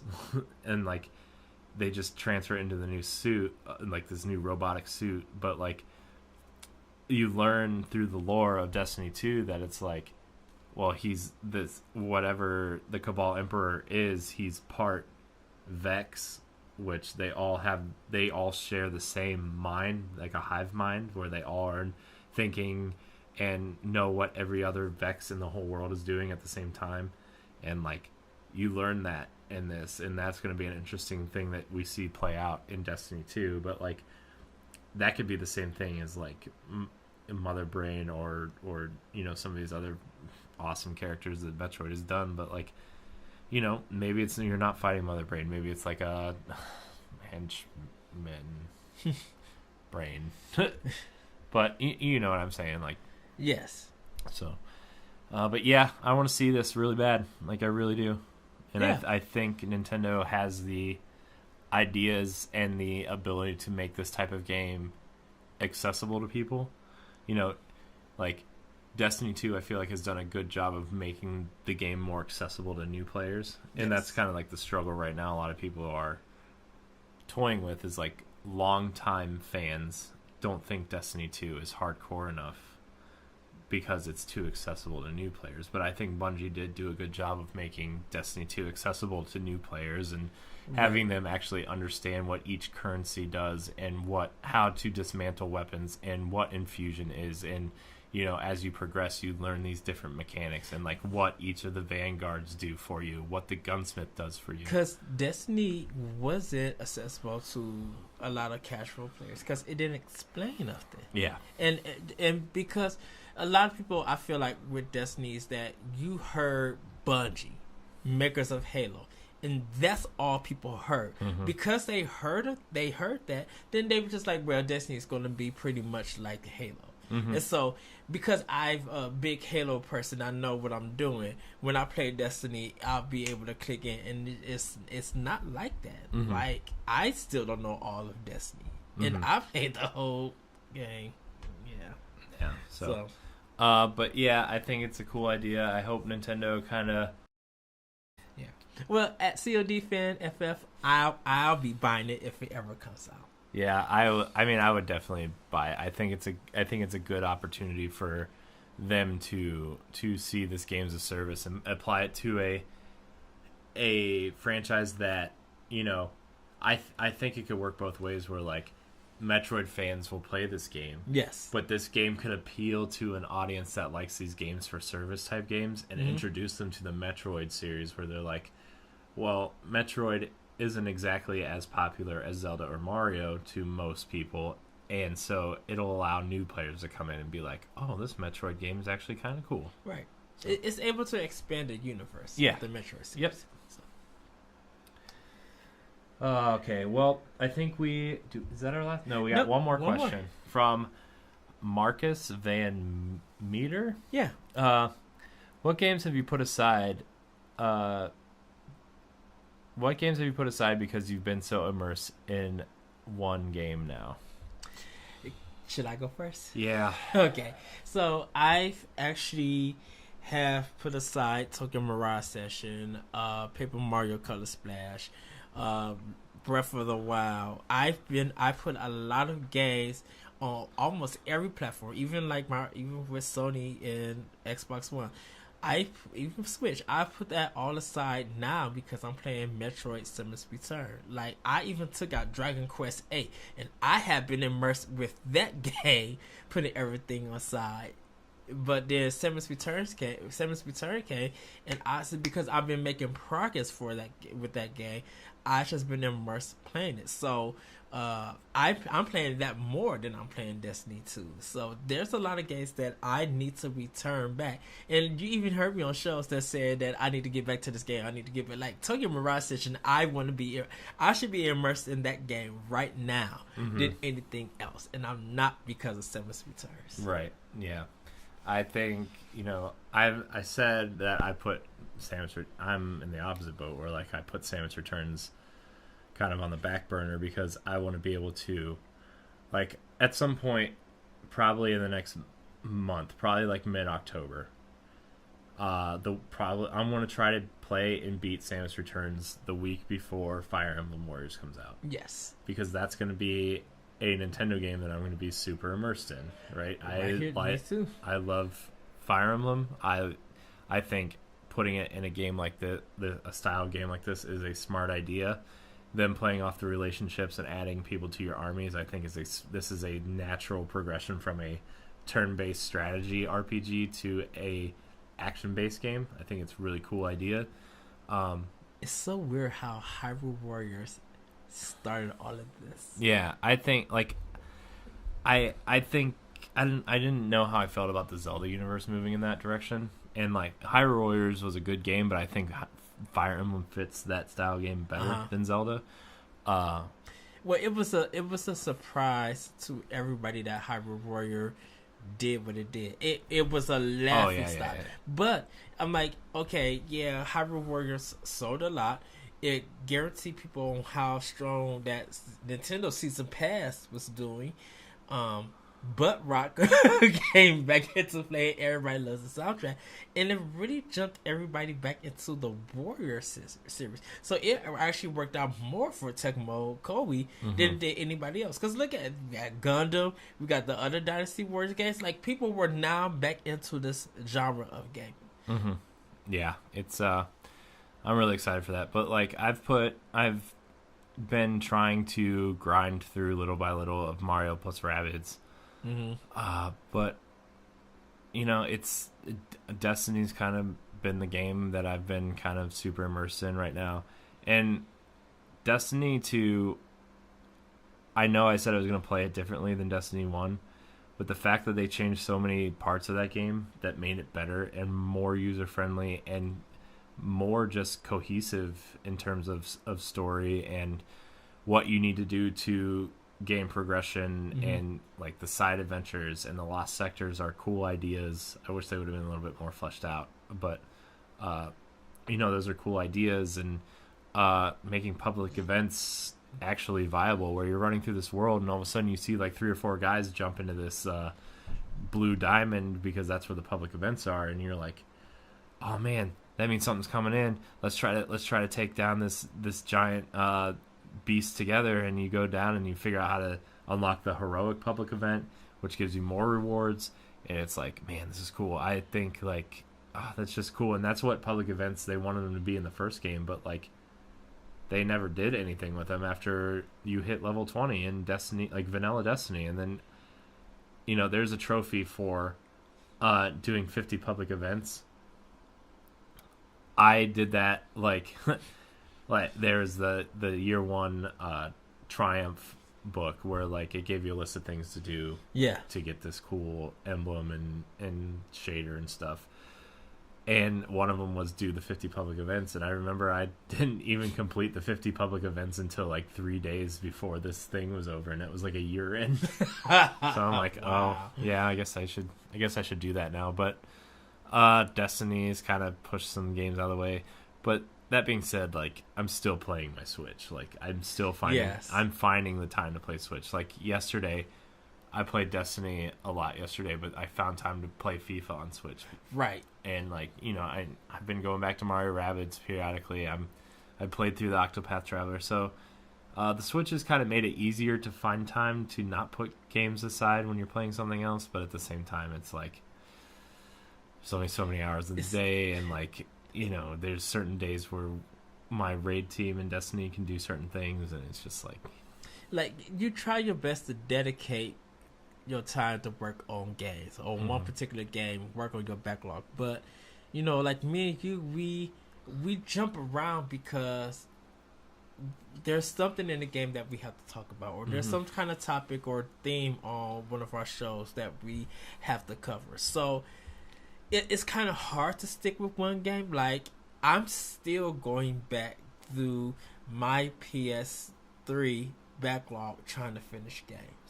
And I have, like, to actually tell y'all the truth, I have about 55 plus games on my PS3 alone that I need to finish. I have 46 plus games on my Wii that I need to finish. Like, yeah. There just comes a point where probably like a year ago. Remember when I was making all those like lists of games that I think I like need to have on these systems and stuff, and I was looking at those lists. I was just like, at some point you just have to like move on from like the previous generation, and like, yeah, if we need to talk about something, I will hunt down a game, buy it, play it a little bit. Like I'm sure when Metroid Prime 4 comes out, I will hunt down a copy of either the Metroid Prime trilogy, or like bust out my GameCube and play Metroid Prime 1 and 2 at some point, or you know, revisit Super Metroid on the SNES Classic. Like if you have your Wii U, you got the Metroid Prime. Yeah, that's true. I forgot. You can buy it on the Wii U. But, you know, there just comes a point where I'm just like, I need to just step away from this because I'm just going to obsess over this. And, like, yes, I still do that a little bit. I've done a lot better of, like, trying to pick and choose what I want to play and what games I'm going to invest in. Right. You know, and I've kind of just narrowed those checklists down to Nintendo titles because Nintendo's really important to me as opposed to Xbox or PlayStation. But PlayStation and Xbox have done a better job for me of giving me 3 or 4 franchises to really care about. Yes. And be invested in those franchises instead of every single game that comes out. You know, I'm really invested in Horizon. So when Horizon 2 comes out, or, you know, whatever's next for that franchise, I'll be there day one getting it. Me too.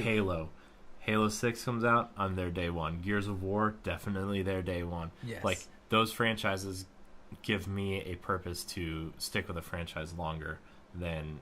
But when you get to Nintendo, it's like, we grew up playing Nintendo games, and having a big Nintendo collection was important to us. So, right. You know, there are systems and games that I'm like, I would like to have this game in my collection, in my Nintendo collection. Super Metroid, Link to the Past, Metroid Prime, Mario Sunshine, Mario 64, like, and then you get obscure ones like Eternal Darkness or ActRaiser, or, you know, I'm not obscure, but like, you know what I mean, like lesser known titles for those games, and Rogue Squadron and Wave Race. Like, Nintendo does a great job in allowing people to invest in more than 1 or 2 of their franchises, to the point where like that's how you get connected and have these huge libraries of games for Nintendo consoles. Is like, I care about Zelda just as much as I care about Metroid, and just as much as I care about Fire Emblem, just as much as I care about Mario. Exactly. And like, Kirby's a cool, like, I don't really care about Kirby games, but I am invested in Nintendo so much that I'm just like, I'll pick it up. I'll pick it up and check it out at least. You know, Kirby titles usually run a little bit cheaper than the other games. Like, Rainbow Curse was only $40, but then you get like, games that just look so beautiful when you play them. Like Yoshi's Woolly World is a game where like, okay, honestly, the last like really great Yoshi game was Yoshi's Island. Like, I mean, the other ones were good, but the last one you really cared about was Yoshi's Island and that color palette and the music. Yeah, Pikmin 3 still looks beautiful. Like Pikmin 3 made people say, "This is what Nintendo could do with HD," and be like, "Yeah, best fruit ever, best water ever too." Yeah, their water looks like good night, Nintendo. Man. Really, y'all made water look this good? Yeah, and it's just like you get so invested in the fact that Nintendo just has this collector mentality to it as being a fan, where like I don't care to collect every PlayStation game. Honestly, like I could care less if I had a PlayStation library of like 15 games. Right? There's Horizon, there's Destiny, there's The Order. For me, I really like The Order. There's Infamous. Like, okay, those are great. God of War looks okay too, but like God of War didn't really give me a reason to care about the franchise. Mm-hmm. I really love specific games in that franchise. Like God of War 2, I think, is one of the best games for PS2.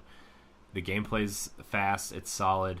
The graphics were amazing at the time. That first mission where you're fighting the giant Colossus and trying to take it down before you lose all of your powers is like the best thing on PS2. I can't believe that game was running on PS2.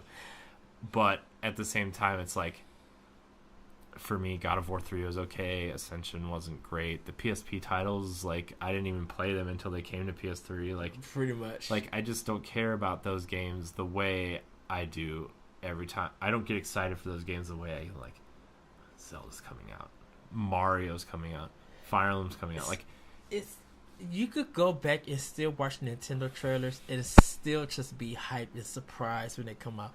When's the last time you checked out a PlayStation trailer or Microsoft trailer for a game? It's like, I mean, sometimes like when they're in my news feed of Facebook or something, I'll stop and watch it for a little bit, but I'm not going to go out of my way to find the trailers the way I do like the Nindies that come out, or you know, when they release the story trailer for Xenoblade Chronicles 2, or they released the it wasn't a trailer, but it was like this background video on the way they changed some of this art in Xenoblade, where like this was what it looked like when we showed it in January, this is what it looks like now, and the differences are like, they're phenomenal. There's better lighting, there's better shading, textures in the faces, there's better animation. Like, you know, it just they do a good job of showing progress in their games too.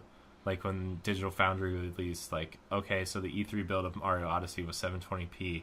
Nintendo gave us a new build and it now runs at 900p docked. Like, those are things that people care about, and like also the collector aspect of Nintendo is just like, you know, I mean, you know, it's just it's fun. So.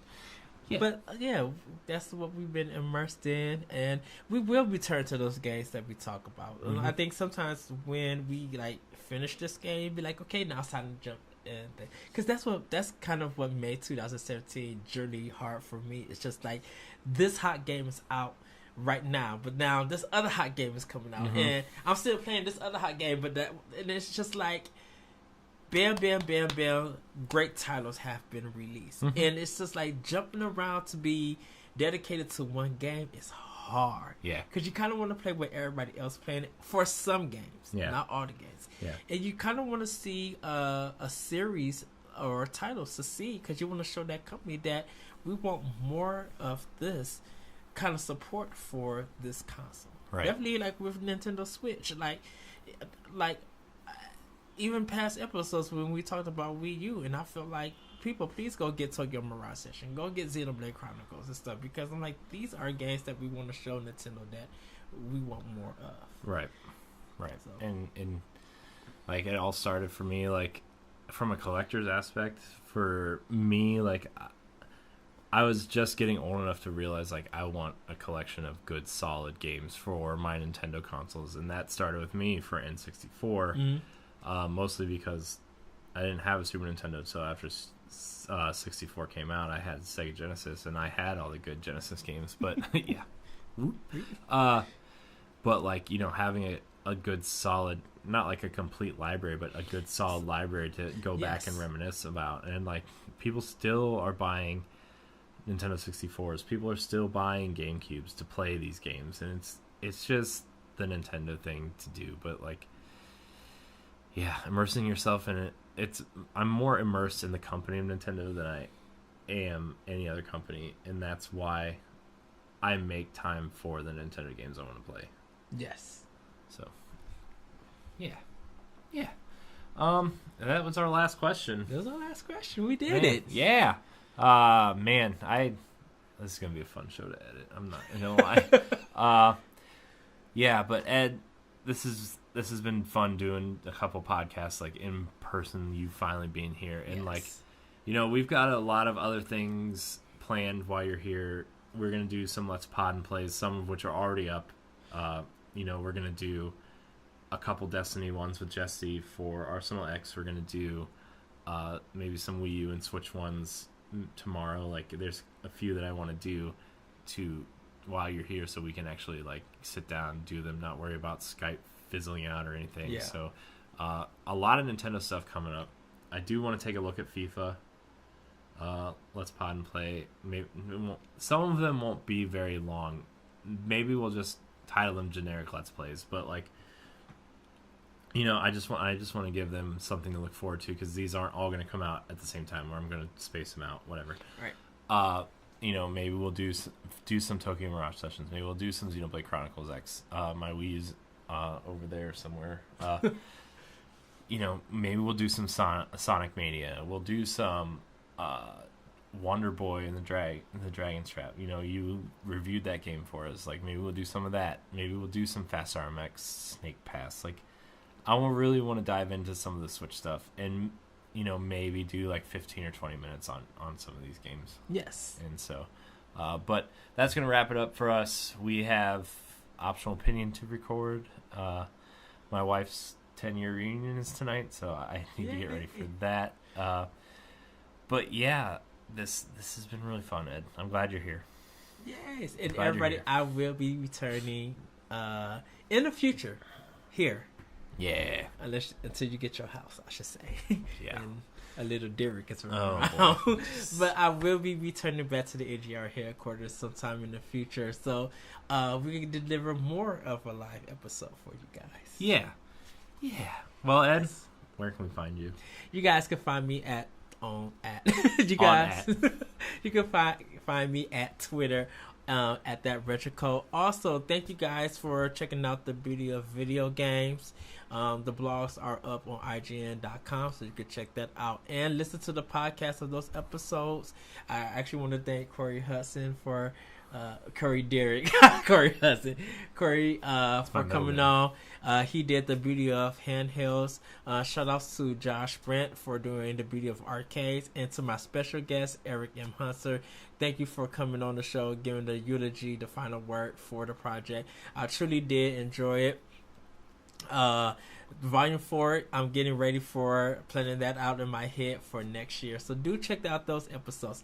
Also, by the time you guys see this episode, the new season of Optional Opinion will be getting ready to roll out, so you guys will hear new music, new topics, new guests from other podcasts, some new plugs and stuff like that. So I cannot wait for that to roll out. I was going to do it on October 6th, but due to some technical difficulties, I have to push it back. But I will be letting you guys know when it'll be rolling out. So check that out for a new season of Optional Opinion. You guys can follow me also on the Facebook page at Arsenal X and at the NGR Radio Community Creators Block, NGR Facebook page, and check me out on more Power Block. Yeah. You can find me at Corey and UHD on Twitter. You can find me at Corey and HD on Instagram and Twitch. I'm excited to do some Let's Pod and Plays. I'm also working on a new show for myself. I don't know if it's going to be outside NGR or not, but like, it's something that I feel like I want to do. It might not be a weekly show. It might just be like I don't know. There might be 2 a week. There might be a week where there's not one. I'm not sure really how it's going to go yet, but I am planning that, and Ed's going to be my first guest kind of in a trial run of this show. episode 0, maybe we'll call it. But I kind of want to go through things that, I'm going to have guests on that are maybe not into video games, and maybe we'll talk about other things like Indiana Jones or movies in general, or like what makes music important to people, or it's still going to be a lot about stuff that I'm interested in personally. Maybe a lot of video games stuff, but not all video games. So I'm pretty sure I'm just going to call it Corey in HD, and it's going to be a video series on. I don't know if it's going to be on NGR yet. I know I've been wanting to do some personal things for a while, so yeah. So, but other than that, you can email the show at nintendopowblock@gmail.com, facebook.com/groups/nintendopowblock. Ed and I are both in there, as well as Jesse and the rest of the NGR Radio gang. Check out our family of shows: Arsenal X, Nerds Gone Platinum, NGR Radio, World 1-1. Check out our partners at the Brew Review, Matt and the B Flats. Check out our friends' shows. Like I said earlier, we deal with a lot of other communities, so I want to just give a quick shout out to those shows. Nerd Overdrive, when they decided to go, when Lee, I need your audio episodes, bro. They do their Facebook live shows now every Friday or Saturday. Secret Friends Unite podcast, definitely make sure you listen to that. Fathers of the Grind is a really good show that we've been friends with, and I think like Matt and John and Moose have been friends with them for a long time, and I'm getting more involved in their community as well. So those are some major shows that I want to give a shout out to. So I think that's it. So thank you so much for watching. Please look forward to our future content. We got a lot of cool stuff planned that we're going to try to fit all this in the next day and a half. Yes. So I see a lot of energy drink and Taco Bell runs in our near future tonight. So yes. So anyways, thank you so much for watching and listening. I hope the microphone cords held up. You might hear a stitch here or there in the last couple episodes. I'm sorry. I'm going to try to edit them out the best I can. But anyways, thank you so much for watching, Ed. I'm glad you're here. And until next time. Everybody, please have a great week and a great weekend. Yeah. We'll see you. Play video games. Have fun. Yes. And we are out. Oh, I forgot. Whoa. Everybody. Bonus. Everybody. Please try, if you haven't tried out, please let us know how you guys think about the Star Wars Battlefield 2 demo. It released today, so we haven't. Does that come out? Yes. This Friday? Well, I guess it would be Friday, right? It's the 6th. It's this episode's release. Okay. So, you guys are probably going to be playing it on the weekend. Go to the NGR Radio Facebook page, Nerds Gone Raw Facebook page, and let us know what you guys think. Even though the show is early before it's released, I'm going to try to hop in on both PlayStation and on Xbox, and I kind of want to interact with you guys and see what you think about it. Yeah, maybe that's something we'll talk about on Arsenal X next week. Yes. Next weekend. So, this weekend, I guess. When this episode is. Yes. I got it. The timing for these episodes is weird. But email ArsenalX at arsenalxpodcast@gmail.com. Let us know what you think of the Star Wars beta, because I know me and Jesse will be talking about it, and I'm sure you'll play it, even though you're not the biggest Star Wars fan. But I really liked Battlefront 1, despite all the things it was lacking. Like the gameplay and the environments and the character models were amazingly detailed. So, but we'll talk about that on Arsenal X. So, anyways, bye everybody. Bye. Woohoo!